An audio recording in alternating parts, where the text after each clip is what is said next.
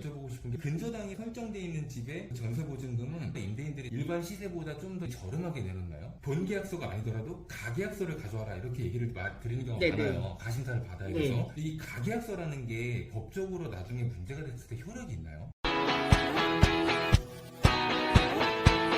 안녕하세요, 사장님. 네, 안녕하세요. 대부분 구독자분들이 금융거래가 처음이신 분들이 많아서 부동산에 방문하는 것도 낯설고 모르는 부분들도 많이 있을 수 있기 때문에 주로 그런 부분이 이제 궁금해하셨던 내용 위주로 많은 질문을 드리겠습니다. 먼저 전세 계약을 하시려는 분들이 처음 집을 보러 오기 전에 이 정도는 좀 알고 와야 된다. 그래야 상담에 도움이 된다. 이런 게 좀 뭐가 있을까요? 대출을 할 건지 안 할 건지 제일 먼저 체크를 하시고요. 이사 시기를 정해가지고 오셔야 돼요. 세 번째는 이 동네만 특정적인지 전체가 다 상관이 없는지 미리 정하고 오시면 좋겠고요. 특히 이제 애들 학교 가는 애들이 있을 때는 교육청에 먼저 물어보고 오셨으면 좋겠습니다. 말씀하신 대로 이 정도까지 체크를 해보면은 조금 더 빠른 상담과 구체적인 상담이 가능하다는 네네. 얘기죠. 그럼 제가 고객들한테 얘기를 들어보면 전셋집을 구하면서 가장 걱정됐던 점 중에 하나가 이 근저당 설정이 있거나 바닥이 이런 설정되어 있는 집에 대한 점인데, 보통은 이런 집들도 이제 어떤 정도의 기준으로 소개를 하고 있는지, 이 근저당 설정이 집값의 30% 이상이다. 이러면 저는 아예 하지 말라고 합니다. 왜냐면은 요즘 전세 사기가 워낙 시끄러우니까 안전하게 가는 게 좋거든요. 은행이 가지고 그런 등기부등본을 보면 거의 집값에 준하는 막 그런 계약서들도 많이 있더라고요. 특히 네네. 신축 건물이에요. 다른 사장님들은 이런 것도 좀 소개도 해주고 하나요? 거래를 위해서? 그렇지는 않아요. 은행에도 거의 집값에 준하는 설정이 되어 있거나 아까 말씀하신 기준보다 많이 되어 있는 거를 좀 소개해주는 데는 경계를 해도 되는 거겠네요. 그렇죠, 그렇죠. 그럼 하나만 더 여쭤볼게요. 근저당이 설정되어 있는 집의 전세보증금은 임대인들이 일반 시세보다 좀 더 저렴하게 내놓나요?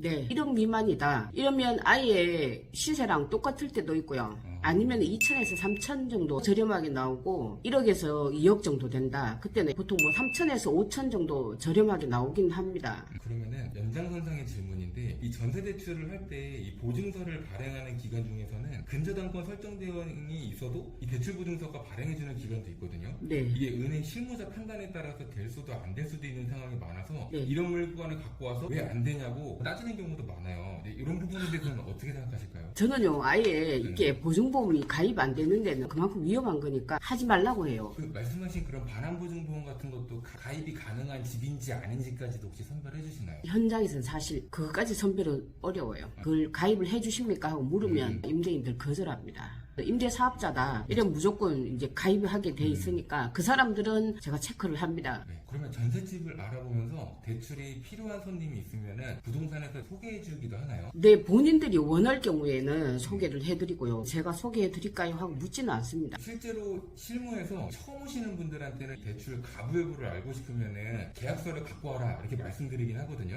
네. 근데 이제 부동산에서는 은행 가서 되는지 확인하고 와라 이렇게 해서 고객님들이 이제 중간에 당황하는 경우가 많은데, 사장님이 생각하시기에 진행을 어떻게 하는 게 순서가 맞는 걸까요? 제일 처음에 대출이 될지 안 될지 은행 가서 한번 상담을 해보고요. 본계약이 되고 난 다음에 계약서를 들고 가서 상담을 하시라고 하거든요. 그러면 제가 여쭤보고 싶은 게, 은행에서는 그냥 그럼 임대인의 정보나 그 물건에 대한 정보도 필요하기 때문에 본계약서가 아니더라도 가계약서를 가져와라 이렇게 얘기를 드리는 경우가 네네. 많아요. 가심사를 받아야 네. 돼서. 이 가계약서라는 게 법적으로 나중에 문제가 됐을 때 효력이 있나요? 있습니다. 근데 그 전제 조건이 있어요. 판례도 여러 가지가 있는데, 첫 번째 동호수 다 포함되는 그 목적물이 표시가 돼가 있어야 되고요. 그 다음번에 서로 쌍방간에 의사가 합치돼야 되고, 그 다음에 보증금이 얼마나 금액이 특정되어 있어야 되고, 마지막으로 계약일하고 잔금일이 특정되어 있어야 돼요. 없을 때는 뭐 중도금 날짜가 굳이 없어도 되고요. 그 네 가지는 반드시 있어야 돼요. 제가 그래서 그 고객님들한테 많이 해주는 조언 중에 하나가, 이 계약서에 대출되지 않으면 계약금은 반환해달라라는 특약 조건을 넣으면서 그 네. 계약금에 대한 걱정을 덜 하고 추천을 드리고 있거든요. 네네. 실제로는 현장에서는 이런 특약 조건이 좀 성사되기가 어려운가요? 어렵죠. 거의 5%도 안 될 거예요. 그렇게 전제 조건을 걸면. 그러니까 예를 들면 전세가 잘 안 나가는 시장이다. 앞에 2년 동안이 침체되었을 때 그때는 가능한데, 물건 자체가 지금 없는 시장에서는 굳이 그 사람들까지 자기가 승인을 할 필요가 없으니까 안 한다고 그래요.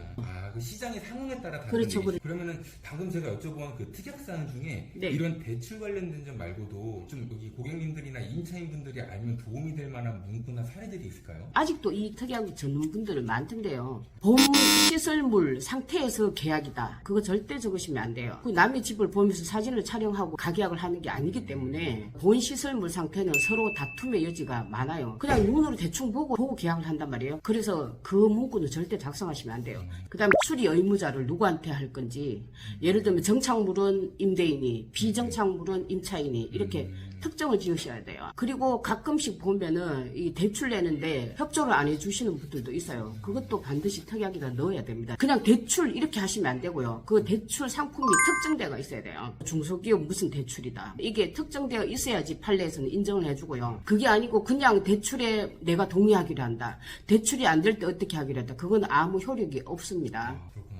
되게 꿀팁이네요. 네. 이런 특약사항을 넣어갖고 오셔야지 좀 도움이 많이 되겠네요. 네, 그렇죠. 그러면은 여기도 약간 그 대출 관련된 좀 질문이긴 한데, 청년층이나 신혼부부 버팀목 대출을 이용하시는 분들이 진짜 많거든요. 이런 분들이 난 이런 대출을 받을 건데 이런 조건에 맞춰서 찾아달라고 하면 딱 맞는 매물을 찾아주시기도 하나요? 그렇죠. 저 같은 경우는 이걸 일일이 장부를 엑셀을 다 정리해가지고 있기 때문에 가급적이면 대출이 없는 집 아니면 30% 미만인 집 위주 선별을 해서 드리죠. 자기의 조건을 좀 더 구체화해보면 도움이 되겠네요. 네. 이제는 좀 실무적으로 임차인과 임대인 사이에서 일어나는 일들에 대해서 좀 많이 궁금하실 만한 것만 좀 빠르게 여쭤보겠습니다. 네. 계약 기간 중에 임대인이 돈을 올려달라고 한다면 거절할 수는 없나요? 1년에 5%까지는 올릴 수 있기 때문에 이걸 거절할 수는 없는데 하는 방법 한 가지는 있어요. 특약이 우선이기 때문에 최초 계약을 하실 때 특약으로 계약 기간 동안에 상향을 하지 않는다. 그렇게 하시는 거는 가능해요. 이것도 굉장히 좋은 정보네요. 만기날에 임대인이 돈을 돌려줄 수 없다고 한다면 임차인은 어떤 조치를 해야 되나요? 제일 먼저 내용적 미서를 먼저 띄워야 되고요. 두 번째는 내용적 미서가 회신이 갔으면은 가압류를 먼저 신청을 해가지고 가압류가 되고 임차권 등기 명령 신청을 해야 돼요. 근데 가압류나 실을 등기 명령 신청 처음 이제 이런 거 하시는 분들은 좀 어렵게 느낄 수 있잖아요. 내가 이런 걸 닥쳤다. 네. 이러면 그걸 누구한테 도움을 요청하거나 어디를 가서 알아봐야 돼요? 공인중개사들 중에도 이 법지식이 많은 분들 가능합니다. 소송을 가야 되는 거기 때문에 제 생각에는 전문가들한테 가시는 게 맞고요. 변호사 사무실 가셔도 되고 한데 변호사 사무실은 일단 사건 수임을 하지 않으면은 거의 대부분이 상담을 안 해줘요. 그러니까 법무사 사무실에 가시면 저렴하게 하실 수 있을 거예요. 그럼 원래 내 계획보다 이사를 가야 되는 문제로 집주인한테 제가 나가야 된다고 하면은 받는 페널티가 어떤 게 있을까요? 이 경우에는 임차인이 계약을 위반한 거기 때문에 실제 현장에서는 임차인이 중개수수료를 내셔야 되고요. 임차인이 다른 임차인을 구하고 나가셔야 됩니다. 저희 계약서 쓴 거 가지고 온 거 보면 네. 주택임대차 표준계약서가 있고 다른 양식의 계약서도 많이 있거든요. 꼭 주택임대차 표준계약서를 활용하지 않아도 상관은 없나요? 네, 없어요. 현행법에는 제재되는 게 없거든요. 임대사업자만 표준계약서를 작성하게 돼 있어요. 공인중개사를 통하지 않은 당사자 간의 거래를 하는 분들도 있는데 좀 이런 분들한테 좀 혹시 당부해 주시거나 조언해 주실 만한 말씀 있을까요? 첫 번째, 서로가 법적인 지식이 없기 때문에 의견이 다르게 되면 계약을 하다 언쟁이 생길 수도 있고요. 계약 자체가 불발이 날 수도 있습니다. 제가 이거 네이버 지식인으로 활동하다 보니까 이런 상담 사례가 사실 굉장히 많았거든요. 진짜 그렇겠네요. 이거는 이제 집주인분이 세금도 냈는지 안 냈는지 확인도 이 계약을 할 때 혹시 해주시나요? 네, 잔금 지급 시 영수증을 가지고 오라든지 특약을 놓거든요. 모든 분들이 다 이렇게 해주시는 거예요? 지금 상황에서는 거의 다 그런 것 같아요. 그러면 전세 계약이 다 끝나고 나서 이제 임차인이 따로 신경 써야 될 일이 있을까요? 대출을 내야 된다면은 그게 제일 중요하고요. 전월세, 임대차 신고하는 뭐 이런 법적인 기간도 있잖아요. 그거는 30일 이내에 신고하시면 됩니다. 그냥 주민센터 가서 하면 되는 거예요? 그렇죠. 인터넷으로 하셔도 되고요. 간단히 그러면은 임대인이 개인이 아닌 법인인 경우에 더 신경 써야 될 게 있나요? 법인일 경우에는 첫 번째 대출이 안 될 수도 있고요.